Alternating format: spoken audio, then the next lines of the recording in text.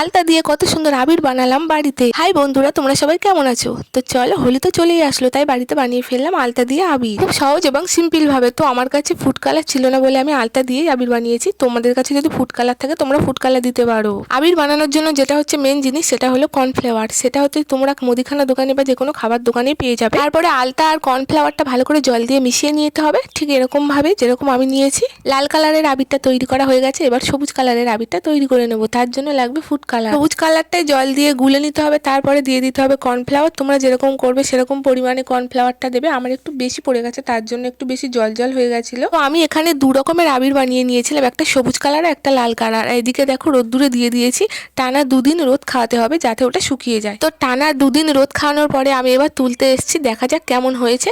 তো দেখো কত সুন্দর হয়েছে। বেশি দিন তোমরা রোদ খাবে না হলে আবিরগুলো নষ্ট হয়ে যাবে। রোদের থেকে তোলার পরে আবিরগুলো এরকম ডেলা ডেলা হয়ে যাবে। তো তোমরা আবিরগুলো হাত দিয়ে এরকম ভাবে ভেঙে নেবে। তারপরে আটা চালা নিয়ে ভালো করে চেলে নিতে হবে যাতে আবিরগুলো না ডেলা ডেলা হয়ে যায়। কোনো কেমিক্যাল ছাড়াই বাড়িতে এত সুন্দর আবির বানিয়ে নিতে পারো। তো একবার হলেও বাড়িতে ট্রাই করে দেখতে পারো বন্ধুরা। তো কালারগুলো কত সুন্দর হয়েছে, তোমরা দেখতেই পাচ্ছ কত সুন্দর কালারগুলো হয়েছে। তোমরা একবার বাড়িতে ট্রাই